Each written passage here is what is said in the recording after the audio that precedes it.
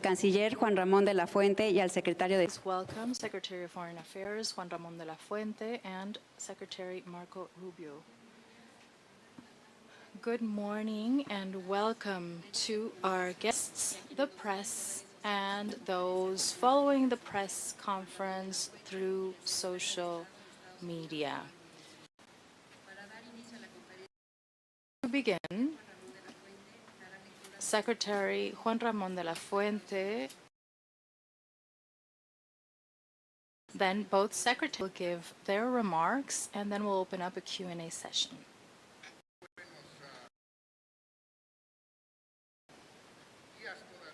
Good morning to you all. Allow me to begin, Mr. Secretary, from the State, Mr. Marco Rubio from the State Department. Welcome to the Department of Foreign Affairs of Mexico. You and Mr. Ambassador and the distinguished delegation that's here with you today are most welcome. I would also like, Mr. Secretary, to thank you. Thank you and your team for the great work that we have been able to undertake in the last few months, and that has led us to this morning having a meeting with President Claudia Sheinbaum, a constructive, active, cordial meeting with a well-defined route for sure. I would like to now share with you the joint statement that we have agreed on with the State Department of the United States. The governments of Mexico affirm our cooperation in matters of security, respect of sovereignty and territorial integrity, shared responsibility and differential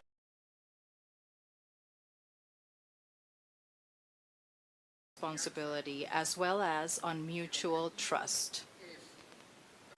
The goal is to work with them through reinforced and strengthened cooperation amongst our respective national security institutions, law enforcement, and judicial authorities. Furthermore, we will collaborate to address the illegal movement of people across borders. This cooperation, through specific and immediate actions, will strengthen security throughout our shared border, will stop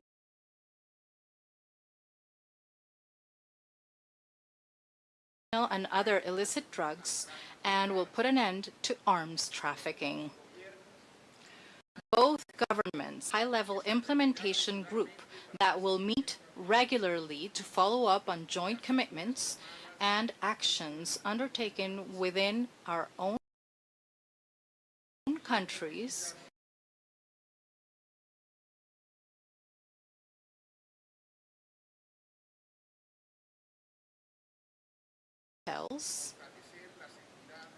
strengthen security at the border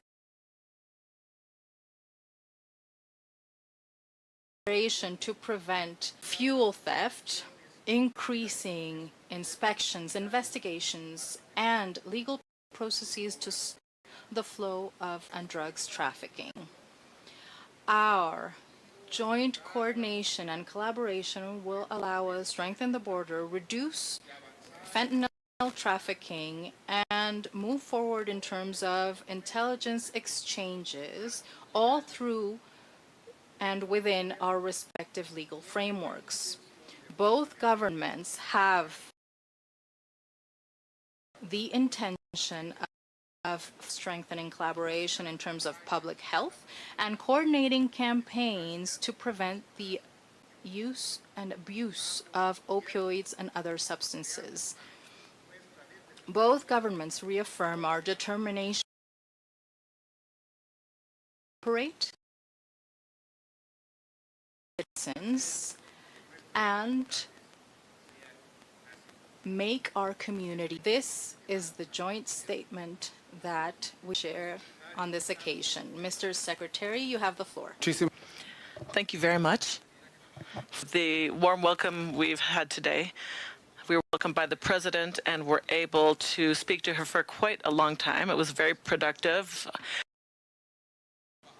Mr. Foreign Minister, thank you as well. Ambassador Johnson, who's done great work and is doing great work. I've always said the will always be neighbors, but because we are threats, danger, and problems that we must confront. And I'm very happy that we've reached a level of historic cooperation. Really, over the last 8 months, never in the history of both countries have we seen the level of cooperation that we have right now. Cooperation at a level that respects integrity and the sovereignty of both countries. At the same time, this cooperation has led to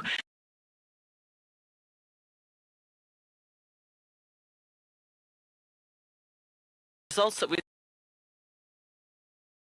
the numbers we've seen 55 individuals who were requested of difficult operation. It was not easy, and they were able to do it via the Mexican authorities and Mexican planes that took these individuals to prisons. The exchange of information and intelligence, providing training for both sides. This is still in Mexico, and that is why it is completely logical for us to work together and cooperate together. This implementation group, I know that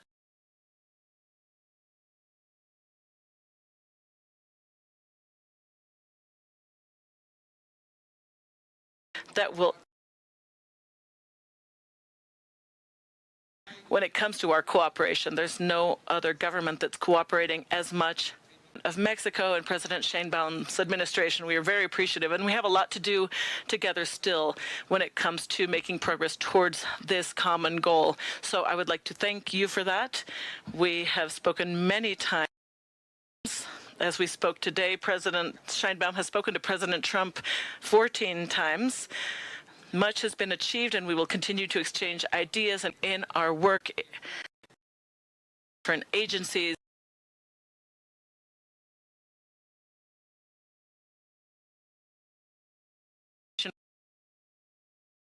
Mexico to confront these narco-terrorist groups that are a threat not only to Mexico and the United States. They are the peace and stability that we have a lot to do still. We are very focused. As you've seen, the President is focused on crime in our own country. There's cities in the U.S. that are extremely dangerous. I live in Washington, obviously, a city that has seen a massive increase in crime and crime committed by minors. The President has deployed federal agencies and the National Guard to the city, to the streets, to ensure that this does not have to do it in other cities if necessary as well, because we all have problems and we need to confront them. We also know that many weapons that are in the hands of these cartels are weapons that have been purchased from a source in the United States, and these weapons have been trafficked, and this is a problem. Caribbean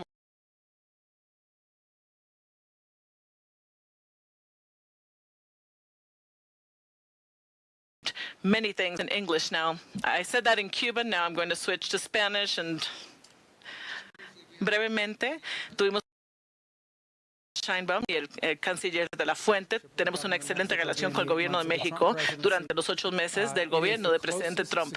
Es la cooperación en materia de seguridad más estrecha que hemos tenido, quizás con cualquier país, pero I think that much credit is deserved to President Sheinbaum's administration in really taking on things that had not been taken on for a very long time. As one example,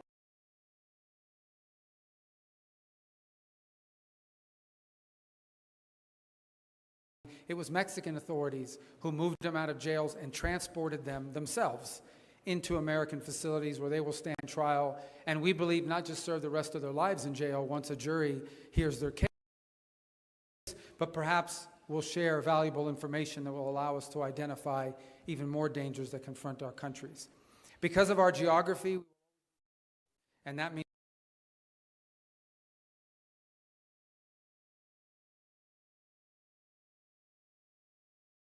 they have ever been. And that is great credit to President Trump for the efforts he's undertaken, but I think also to the efforts of the authorities here in Mexico who have viewed irregular migration as a threat to their own security. Just remember that a significant percentage of the people that were crossing the U.S. southern border illegally into the United States were not from Mexico. They were coming from all over the world, from multiple continents, from halfway around the world. They were coming from Somalia. They were coming from everywhere and crossing through Mexico into the United States. And that was not good for Mexico, and that certainly was not good for the United States. And we have seen those numbers drop historically. And that would not have been possible without the close cooperation between our two governments. But there's more to do, which is why today we are formalizing an implementation group.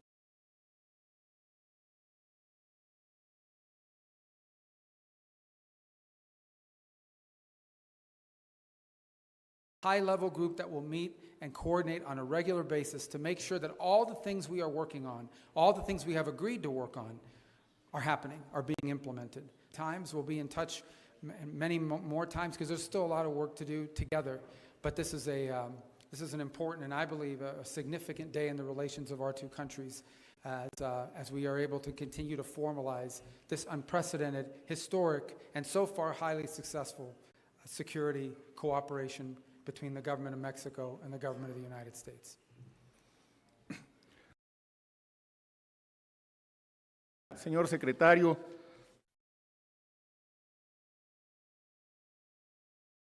in Mexico ratifies the good relationship and great collaboration that exists between our nations and that will continue in the next few months, and that this with President Sheinbaum was conducted to have a dialogue on diverse topics regarding our bilateral relations, especially security, an area within which we have been working hand in hand with.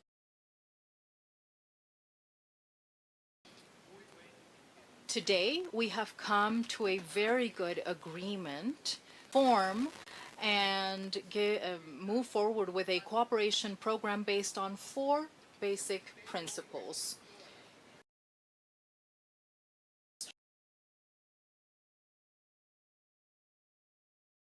Shared responsibility, mutual trust, coordinated collaboration without subordination.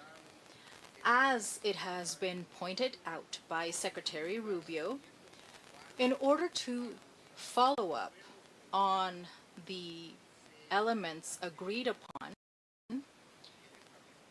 we define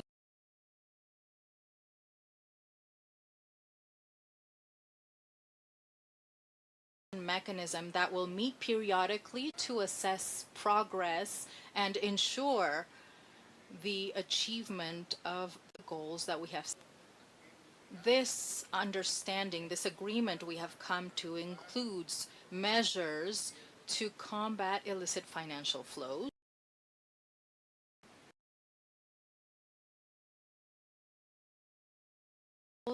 stopping generation of violence, drug trafficking, and each in our own territory. We have also started to address the elimination of illicit tunnels that go from one side to the other of the border with training and border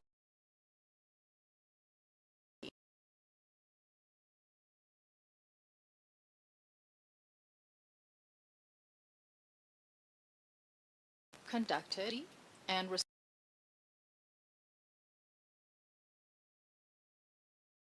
to have a safer border, to reduce fentanyl trafficking, and move forward in greater collaboration schemes when it comes to exchange of information within our legal frameworks, and also when it comes to prevention with information campaigns regarding the damage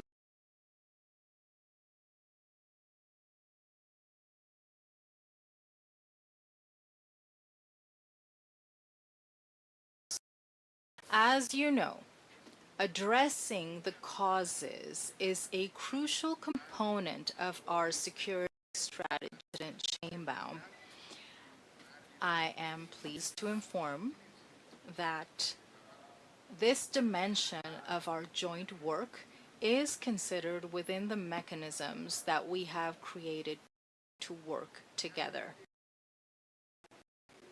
Finally, I would like to say that the sustained dialogue that we have held within the conversations sustained between President Sheinbaum and President Trump, and provides continuity to the first meeting, the first encounter that Secretary Rubio at the State Department at the end of February earlier this year in Washington, D.C. It cooperate, protect our citizens, and make our communities safer.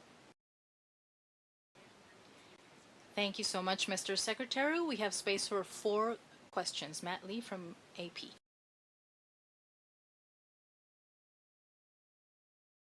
Hola, buenas tardes. Señor secretario y señor secretario. Quisiera empezar with the Tren de Agua vessel that was destroyed by the U.S. military. There still seem to be a bunch of lingering questions about how this all came. For example, how were you so convinced or so sure that they were Tren de Agua members on board, and what kind of drugs were they transporting?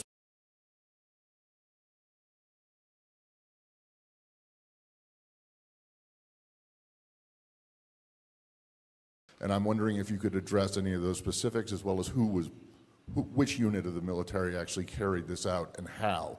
But more broadly, and for both of you, the U.S. was known for decades and decades and decades ago in this region. And I'm wondering, one, Secretary Rubio, if this is the impression that you want to leave, and secondly, Mr. Secretary, whether Mexico shares the concerns that some other leaders in this from President Mr. Maduro share. Thank you. Well, first of all, let me say that from an operational standpoint, I'll leave it to the Pentagon to identify munitions, units, and things of that nature. Let me say this. Established intelligence that allow us to interdict and stop drug boats. And we did that. And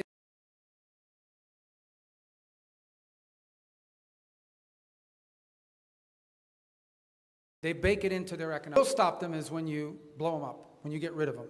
So they were designated as what they are narco-terrorist organizations. So the same information and the same intelligence mechanisms with maybe a higher focus was used to determine that a drug boat was headed towards eventually the United States, and instead of interdicting it on the president's orders, he blew it up.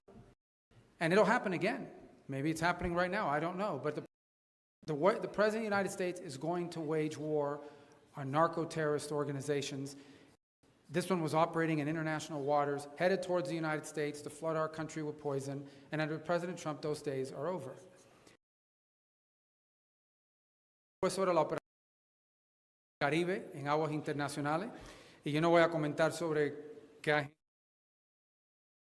The Department of Defense can speak to that, but I will say the following. These cartels have used maritime utes over many years, and we have intelligence. We know they're coming.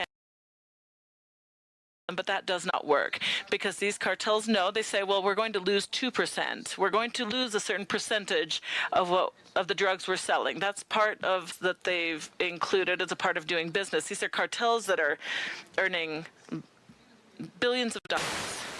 So they don't one or two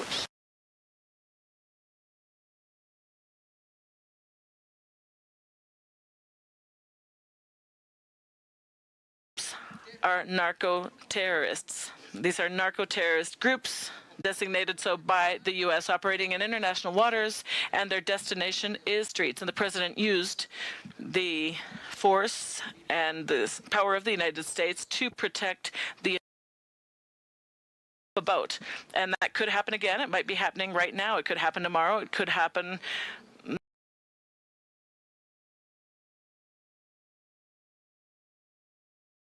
using these maritime routes through the Caribbean are not going to be able to continue to act with impunity. They will not simply lose a shipment and be set free. That's the promise he made to the American people. He was elected because of that promise, and he's going to make good on that promise.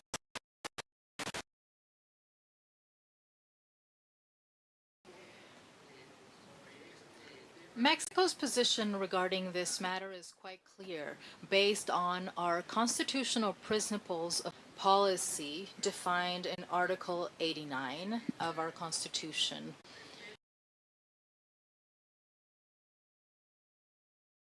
Respect to conventions and treaties on these matters. Thank you. Now, Enrique Acevedo.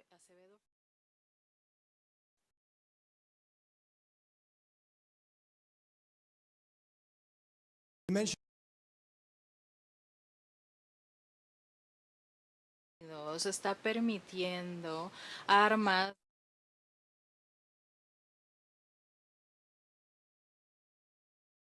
son los pasos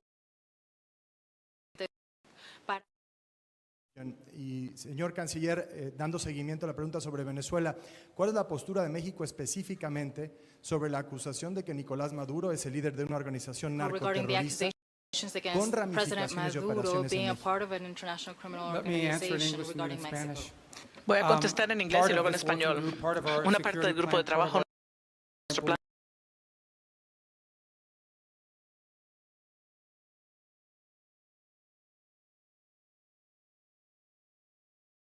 alcohol, tabaco y armas de fuego y el FBI que están involucrados. Y no se trata solo de México, ¿no? Estas armas llegan a Haití, a Jamaica, a Trinidad, al Caribe.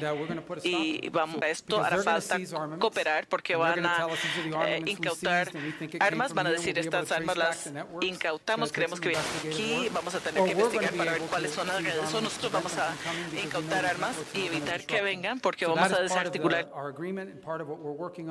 And by the way, we think it adds to our own security. I would make one more point, and that's the unconventional.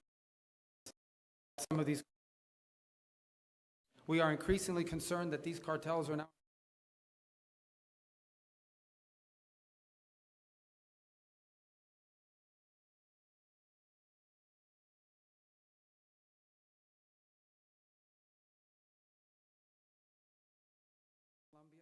Imagine drones in the hands of these narco cartels threatening nation states, threatening security forces. So that's something else we're going to have entrando de diferentes sitios de Estados Unidos. That's not only a threat to Mexico, it threatens Trinidad, Jamaica, Haiti, the Dominican Republic, different countries in the Caribbean. We're going to use resources from the FBI, the ATF,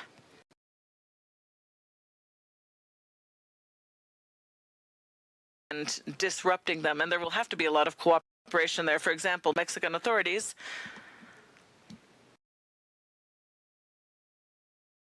a certain number of weapons, they can send us that information, weapons, and then through our systems we can identify where those weapons came from, identify what is the smuggling group,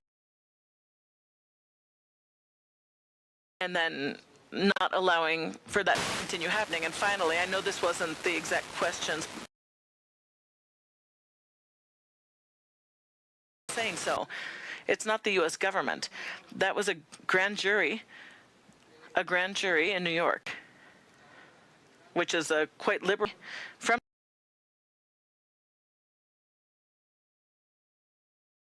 talked about Nicolás Maduro, Diosdado Cabello, and others. So we are simply acting. We are only acting on something that a grand jury in 2020 handed down.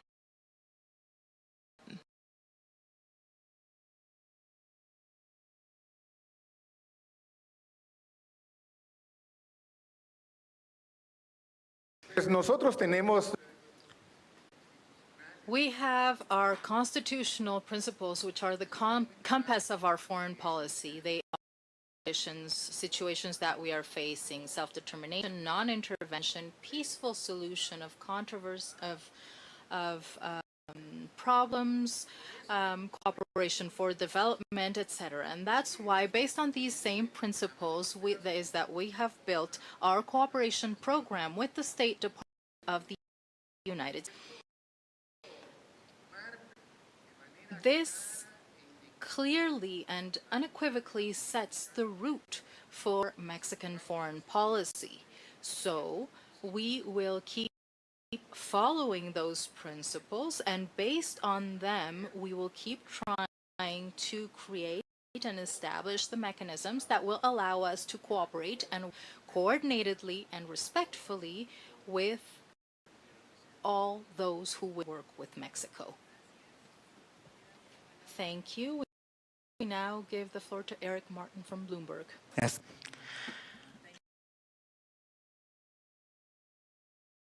Gracias. Secretario.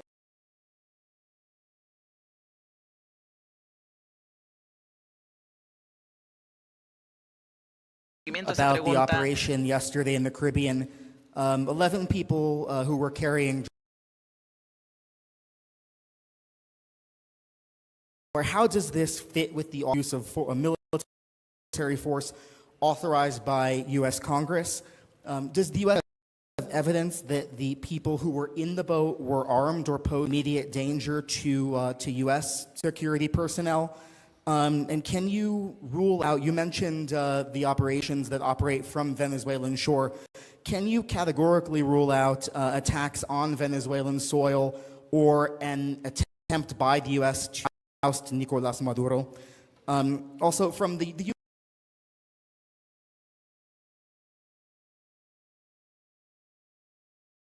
but from the U.S. perspective of what was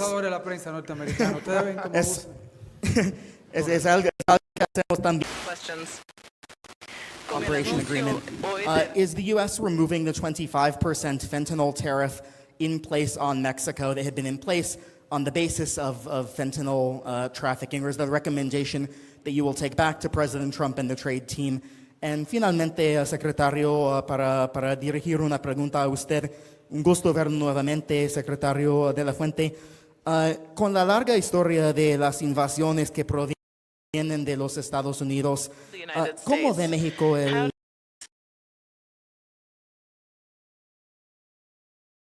In the past, during the strategy of this same party, there has been a friendly relationship with the Maduro government. He's been invited by the Mexican government to the Independence Day grito and other ceremonies, including the swearing-in ceremony of the previous president. So how does Mexico look upon these operations vis-a-vis cartels in the Caribbean with links to Venezuela?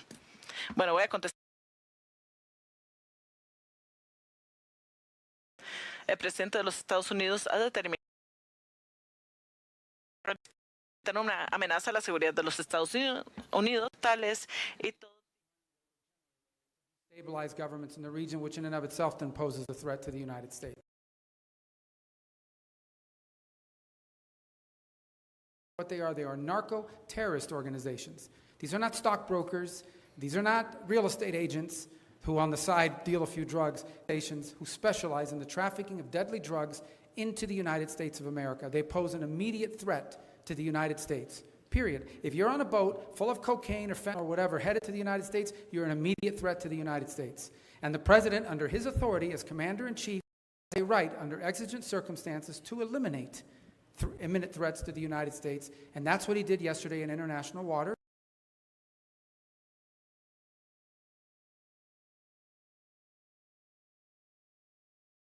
Watch these people sail up and down the Caribbean like a cruise ship. It's not going to happen. It's not going to happen anymore. They're not going to. We're going to stop. As far as your question about tariffs, that's not, I don't negotiate those agreements. I will certainly go back and report and make they're aware of the level of cooperation that exists with regards to security. We've made a tremendous progress.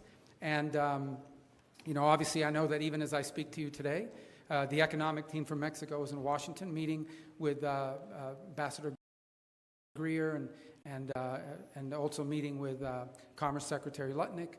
And obviously, you know, that we hope that we'll come to some positive point here soon, because our economic relations are very important. We have a lot to build on with the successes of USMCA.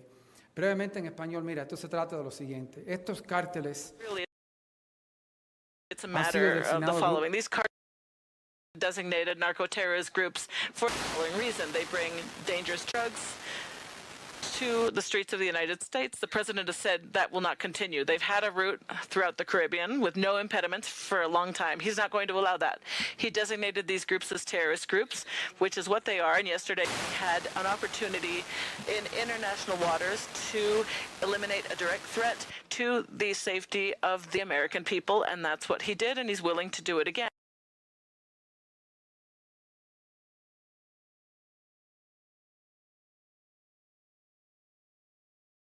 Based on that promise, and he was going to make good on it. I will answer you in English.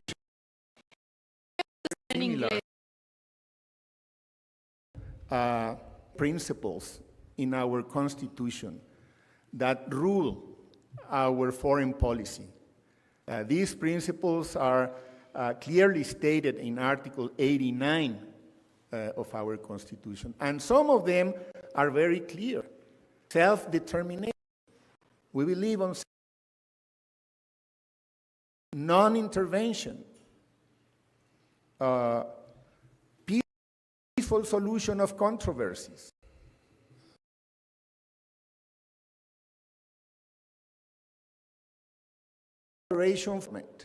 and so on. So these principles are the ones that really rule our foreign policy, and we are going to stick to them, because that's our mandate, and of course, those have been also the instructions from President Sheinbaum.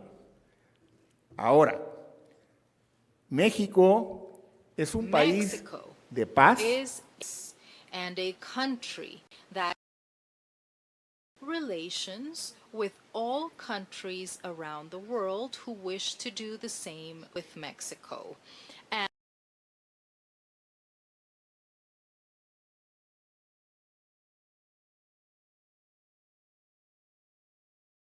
principles that are ingrained in our Constitution and that, in good part, are at the core of international law. That is why it seems very timely for me to highlight the comment made by Secretary pertaining to the way in which we have been able to create this cooperation program stemming from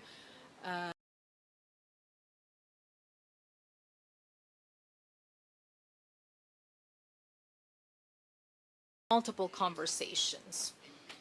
What's most important from this understanding that we have come to is that it is based on these same principles that will allow for us to keep moving forward, addressing a range of topics that are mentioned in this cooperation program, all of which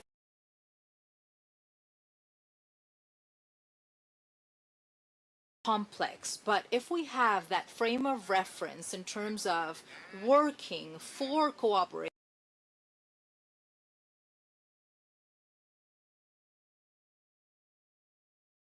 based on our keeping up our efforts, respecting each country's sovereignty, each country's territorial integrity, good understandings, and that will allow us to keep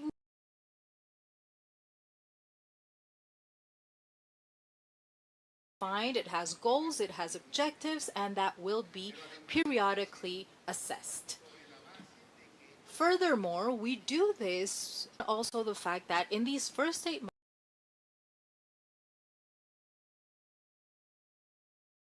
a relatively short period of time, saying, and with good reason this morning, committing to would take longer than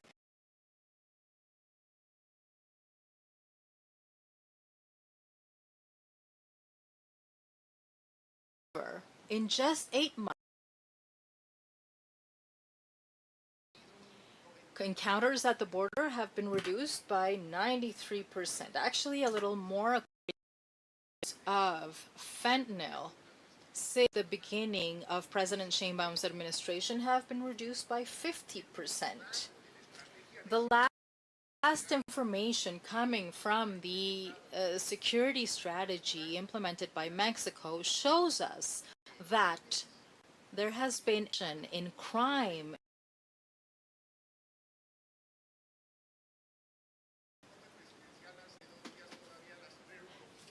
in the presidential report just a couple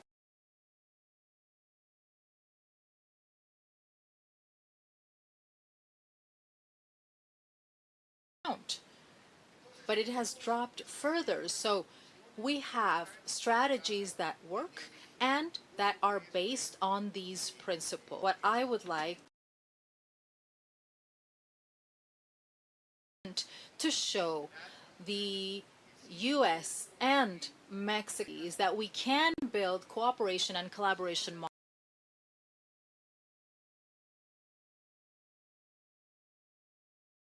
mutually convened and that are based on the commitment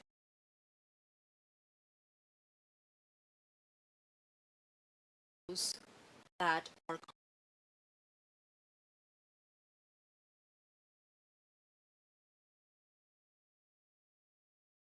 from Excelsior.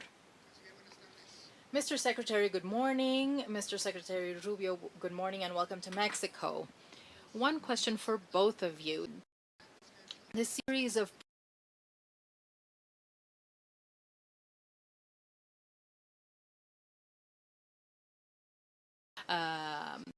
migration and other commercial aspects, etc. I would like to ask you,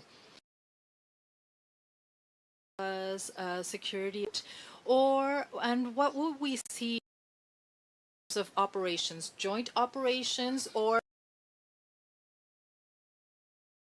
forces in their own territory, respecting sovereignty? What would be the ideal scenario under which Mexico and the United States would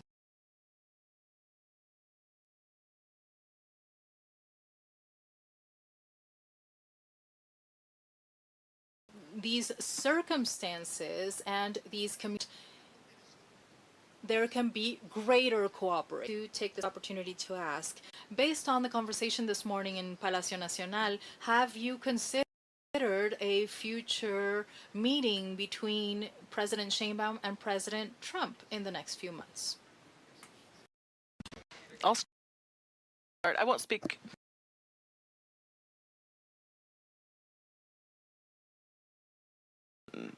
because cartels read the press too. I'm going to say the following. They've always existed, but we've broadened them because they're resources. For example, if there's a group that crosses the border, Mexican authorities know, they let us know where they are, who they are, and we can act. Working in Mexico, or that's coming into Mexico with weapons or whatever the case may be, we will send in and then they collection of intelligence, different sources, informants, for example, many providing testimony, they provide many details, and we can share those things together. Joint training, there are things that we can learn from your experience and things that you can learn from our team, specifically, for example, certain technologies that the U.S. might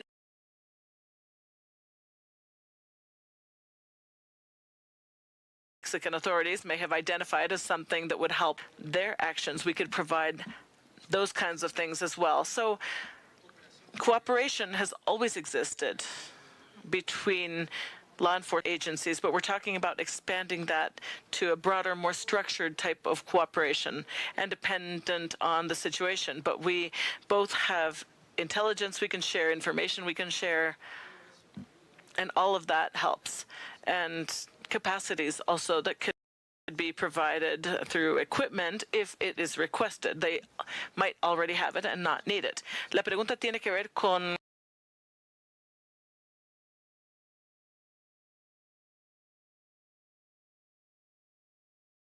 just as a great example. Let's say there's a gun running group. We don't get there in time to stop it. We pass that on to the Mexican authorities who can act on it. Likewise, they can identify a drug shipment or that's headed our way. Maybe it got past their systems, but now is in the United States, and we can act on it. Anytime you take people operations of cartels and drug organizations, sharing that information is also valuable. There's opportunities to cooperate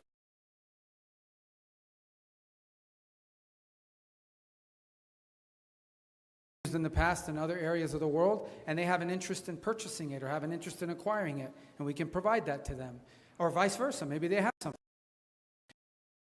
It also has to do with joint training. Maybe there's things they do operationally that they have learned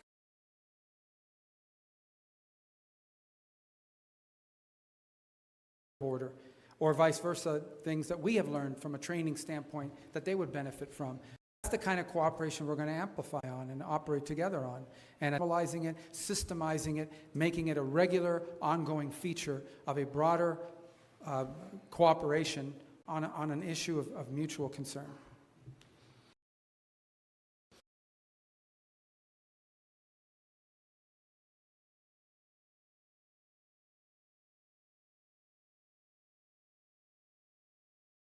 De lo que in terms of the legal frameworks of each country is so important, because indeed part of what was the legislative framework for each country and based on which changes are made. For example, in Mexico, President Sheinbaum has already presented some for constitutional reforms. We've just elevated constitutionally the crime of fentanyl trafficking. These are changes that each country is making at their own pace, but at the same time are adding to the conversation in terms of the possibility of improving cooperation. We now have a national security law that we have talked about on different occasions with the State Department team. When touching on referring to that, this way, clarity in terms of the legislative and legal frameworks that in either country, and the respect of each is what allows for progress to take place in terms of operations conducted by each country in their own territory, and that the information exchange flows, that the intel exchange flows better, that the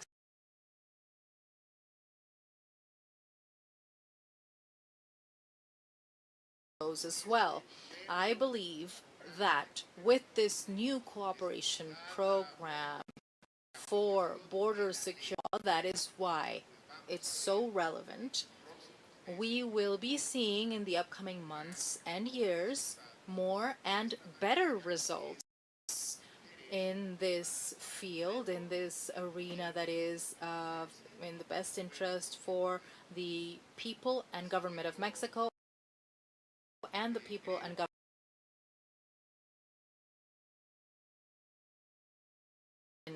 Secretary Rubio, that's a better defined route for the future, and that will allow us in the near future to keep taking steps in the right direction,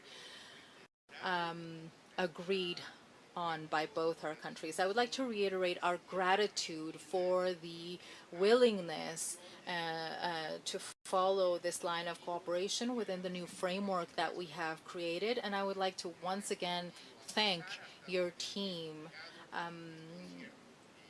because we have managed to get to where we are. That will follow up on these matters will be in the next few months in all of the items, regarding all of the items that we have agreed on. Would you like to make any final statements? I'd just like to thank you for the warm welcome for the meetings today and for the cooperation that we've had between the two countries, and this cooperation that will continue to expand to benefit the people of Mexico and the United States. Thank you once again.